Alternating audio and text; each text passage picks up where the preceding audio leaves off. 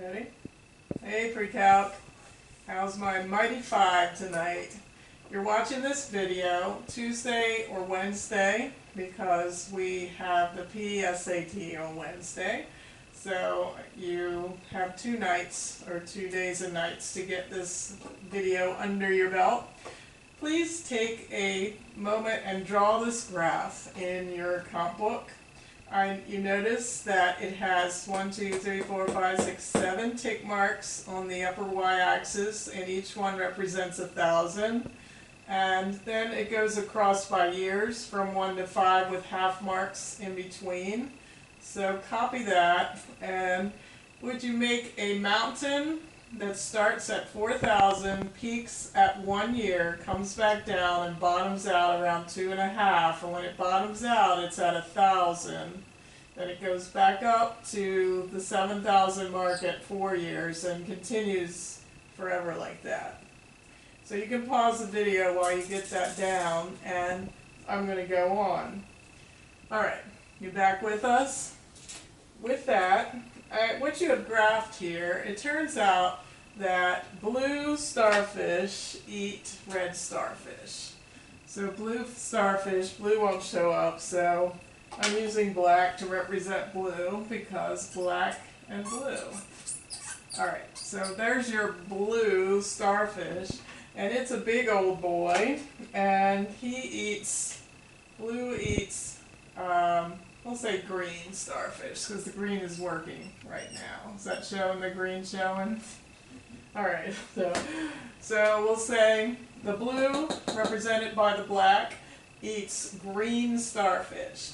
And when that happens, this is a typical biological graph, because the black is representing the count of the big old blue starfish. So I'll put blue along in here. You can't see it probably too much, but that's the blue that I'm talking about. And that graph is representing the count in this one area of the sea. So we went, as I said, in this pattern. Now, let's discuss why it would peak and valley like that. Because they eat green little guys, green starfish, and therefore their population is dependent on how many green starfish there are. So right here, they're finding a lot of green starfish, and they're eating them, and their population is increasing. But by a certain time, the green starfish are in lower supply, so guess what happens to the big blue starfish? They decline. And then, while they're declining, the green is increasing. So then the blue starts eating the green again, and they're increasing, and so on and so on. This is a typical pattern that you see in nature. So we're going to look at this pattern and come up with the equation for it. It's called a sinusoid.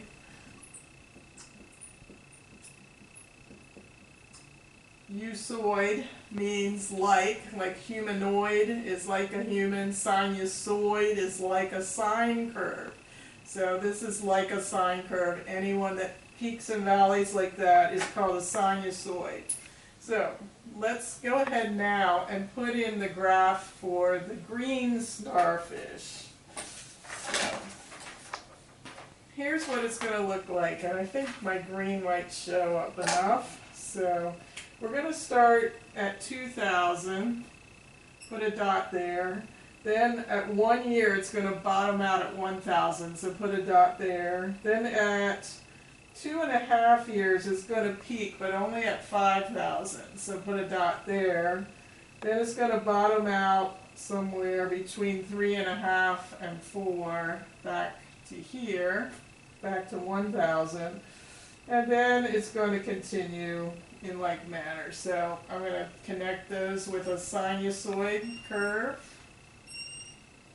and so on. So go like that. Alright, so you can see why this graph makes sense. When one is up, the other is down. When one is fat and happy, the other has to recover its numbers.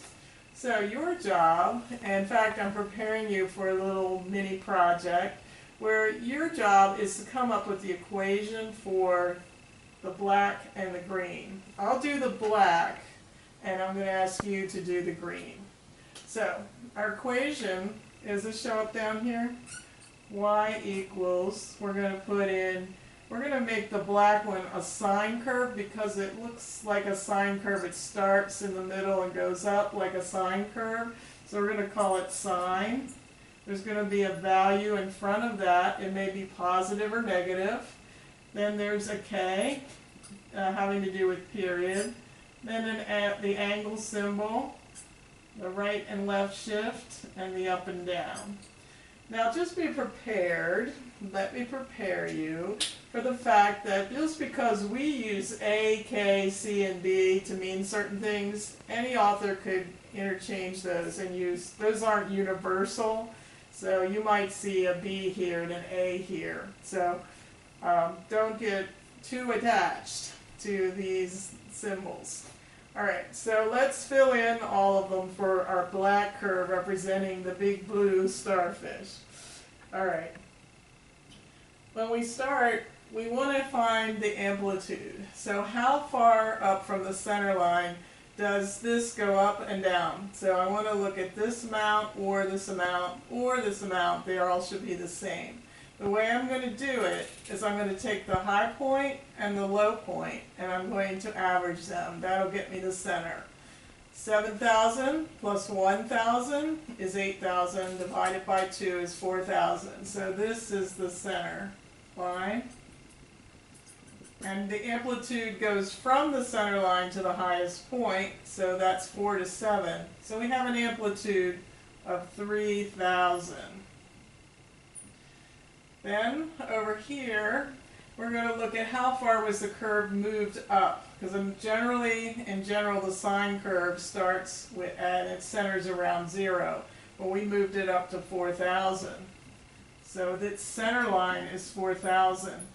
4,000 cuts that graph right in half, just like 0 line, the x-axis, cuts the normal sine curve in half.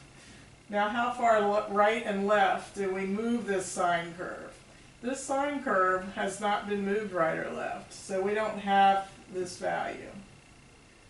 And all we have to do is the period. So we pull out the little key. The key is K equals 2 pi divided by the period. And once we find K, we'll stick it in there. The period, we can see, starts here, and it starts repeating again right here at 3.5 years. So I'm going to put period as 3.5. Now 2 pi over 3.5 is very poor form. So let me train you to have good form. So we want to get, this is a fraction with a decimal in the middle of it. No, will not fly. So what if we multiply the top by 10 and the bottom by 10? Do you see that the decimal disappears? So then we have 20 pi over 35. And then we can reduce that. 20 is divisible by 5, and 35 is divisible by 5. So we get 4 over 7. So that is going to be our K. So I'll move that right in here. 4/7 pi. And we don't have anything else by that. So that is our sine curve. Let me stretch it out a little so the 3,000 shows up well. And there we go. I want you to do the green starfish curve. I want you to do it as a negative cosine curve. So negative cosine starts somewhere and then goes down, just like this one does. There will be a phase shift. They will have a C in that. So we will have a right and left motion on this green starfish curve. So take the curve again, y equals A for amplitude. I'm going to ask you to make it a negative A because I said it's going to be a negative cosine curve. So figure out the amplitude. Then you have to figure out the K. Then there will be a phase shift, a right and left, right or left, and then an up or down. So you have all 4 spots to fill in for this green curve. So sketch the green curve, find out its equation, and bring that with you tomorrow. I will be looking. Alright guys, that's it for tonight. Have a good one.